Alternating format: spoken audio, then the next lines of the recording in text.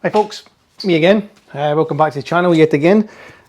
This is a wee different kind of video to the usual.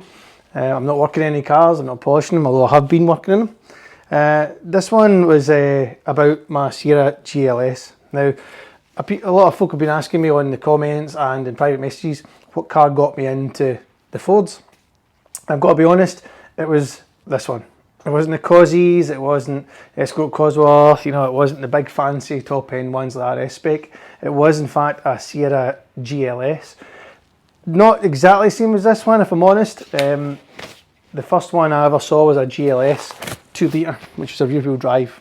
Looked identical to this, and this is the main reason why I bought this car. My dad's very first brand new car was a Sierra GLS, and I remember when he brought this car home, I was amazed by it. They called it the jelly mold because of its shape, but I just loved it. I fell in love with it. It was the first car I'd seen with colour-coded mirrors, silly stuff. But we loved it. It's all about memories, and each car of mine has got a story, and this one especially has probably got the biggest story because, family life is important. It's really important. It means more to me than any of the cars and any of the money I would ever have. So this one's mainly just for the memories that we had when we were kids.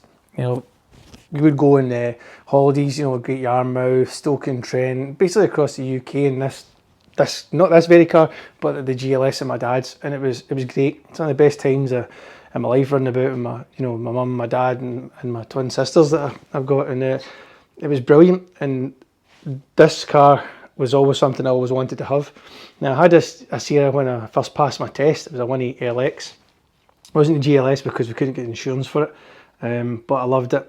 It started to rot in the back arches, as they tend to do in these ones, and I ended up selling it. But my first actual car was an Escort Mark IV van that I put a body kit on, but my first car was a Sierra. But this one here is a GLS 4x4. It's the 2.9 V6 that's in this, obviously 4-wheel drive. So it's not exactly the same as my dad's, and I think it's quite hard to try and find the 2 litre that's exactly like my dad's. But the main thing is this pretty much looks identical, bar the white wheel trims, to what my dad's had. The GLS that he had, because his wasn't a 4x4, came with the silver wheel trims, the same as these. That was really the only difference other than the engine when you looked at the cars side by side.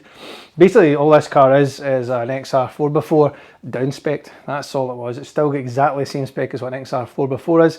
The only difference is you don't have the body coloured bumpers, side mouldings, you don't have electric back windows on it either, they're still the windies. So the trim spec's just down a wee bit, but everything else is exactly the same. But yeah, this one here I was lucky to get. I just bought another Sierra, a facelift one, another 1.8 LX, funnily enough, about 3 years ago, and I thought, it's the only closest I'm going to get to having the car same as my dad's. Literally 2 weeks after buying it, this appeared. I mean, this is a genuine barn find. I think the red, if I remember right, the tax on it is 2004, so there you go. The last time it was taxed before I got it was 2004, and it's sat in a garage since then. I know this because I had to drag it out. My good friend, who sadly passed away just now, Brian Kirk, came along, and we took out a garage that was down the bottom of this garden, and we just dragged it out, and everything was locked up, back brakes were seized on, but he managed to get it off and down this runway, tight runway, onto the flatbed and brought it home. So a wee nod to my good friend Brian Kirk, who sadly isn't with us anymore, but he was always the guy for picking up any of my cars. He brought it back down the road, and the brakes obviously were completely seized on it. So we've done everything on it. They've just done a basic refresh of it, if you like. There's brand new brake lines all the way through it, new discs, pads, calipers, the usual. As long as it starts, it can stop. We put a new fuel pump in it because it wasn't really running right when we got it. Serviced it as always, but I haven't actually done anything major changes in this car. It's literally just a recommission, if you like. I didn't want to fart about it too much because this is probably one of the cars I'm going to try and keep forever. It's memories, and every time I step in it, it reminds me of going the holidays. Even my dad, who was a musician, who's retired now, I used to go to the band, he played the band guitar in his band, and I always remember him loading up this car, seats would go down, and he would get all his gear and equipment in this. And bearing in mind, you know, back in the day, you know, the equipment he used to get was massive. I remember the big PV and the Marshall amps and the Carlsbro PAs in the back, and just stacked to the gunnels right up to the back seats. And it still looked as if there was tons of space in it. And I always remember roadieing him, helping him out, carrying all the gear to the thing. So it's memories more than anything else. And I think, you know, that means a lot more to me. It really does. You know, I love my family to bits, as anyone should. So yeah, I bought this one just simply for the memories. It's in good condition. From what we've seen on the car, it has had a replacement wing on the passenger side. Other than that, everything on the car is original, absolutely original. We've done a wee bit of welding underneath to the sill, like the jacking points, and then just behind the chairs where the arch meets inside, but nothing that's major on this. You know, we haven't taken out and replaced full sills, we haven't put new wings on it. This car is exactly as it came and inside. Interior wise on it as well, it is pretty much standard. I don't know if you can see it in that camera there, but it is untouched. I mean, it really is like a time warp car, this one, and I love it. I really do love this one. It's not been fettled with, so it's not got high performance stuff on it. I think the most thing it's got is a different set of shock absorbers on it now, which is a set of conies.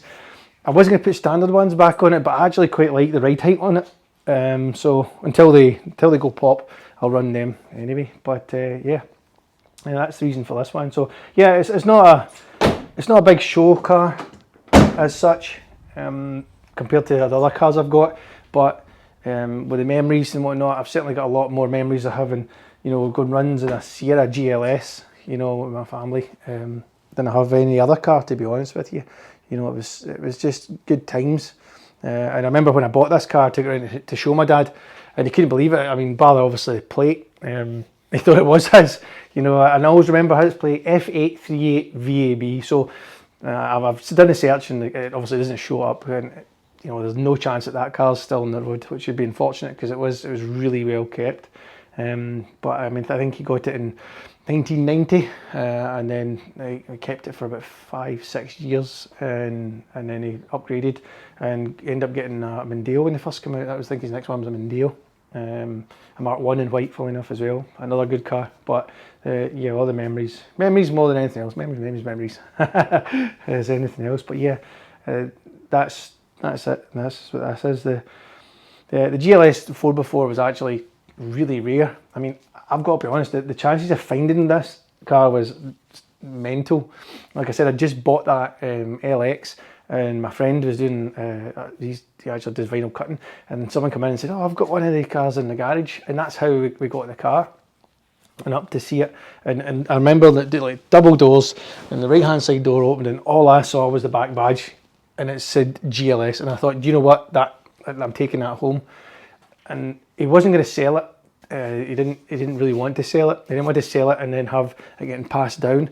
And the only reason I got the car is because who I was, simply because he knew I would take care of it and restore it and cherish it. And obviously I had told him the whole story and why I wanted the GLS, and I got it for a really good price. I mean, a really good price, especially for the fact, you know, that, you know, okay, it's not Cosworth money, but it should still be good money. I reckon it's still worth, you know, this one in this condition, I reckon it's probably 5-6 grand in climbing now, especially the miles it's on it as well, and the condition. So, but it's a niche market, but there is buyers for everything, as you can see, because I bought it. So if someone's looking for something, happily enough, they'll pay the price. But I was lucky; I didn't actually pay that much for it. I'm not going to tell you exactly how much, because I'd probably get hate and the code's really jammy. But yeah, so it is. But this is just a short video to say this is the other one in the collection and why I do have this car, and it's a kind of, because it's an odd one compared to the RSs.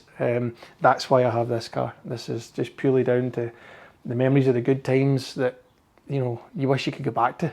I've still got all my family, which is good, but those memories when everybody was together all the time and they didn't have, you know, nobody was working, and you could actually just jump in a car and go down to wherever you wanted. It was really good times, So yeah, that's why I have a Sierra GLS in my collection, and it's one that won't go back out. I did let it go for a wee while there because I stupidly wanted another track car, but luckily enough I gave it to a friend, and he did an underside restoration into it. So basically I recommissioned, just painted it inside, rubbed everything down, and we fixed the prop. There's a bush more than the prop. He fixed that, and you know, so Barry, if you're listening, thanks pal. I knew you'd get it back off you. Good job. Yeah, so I'm going to do some shots around about it, and then and that's it. So yeah, thanks for watching again. If you want to see some other cars, then just drop us a message and follow me on Instagram at B11TSY. Again, thanks again for watching and subscribing. I really do appreciate everybody taking the time to watch these videos, even if they aren't entertaining, which I'm sure some of them really aren't. Yeah, but thanks very much for following, and take it easy. Thanks now, folks. Bye.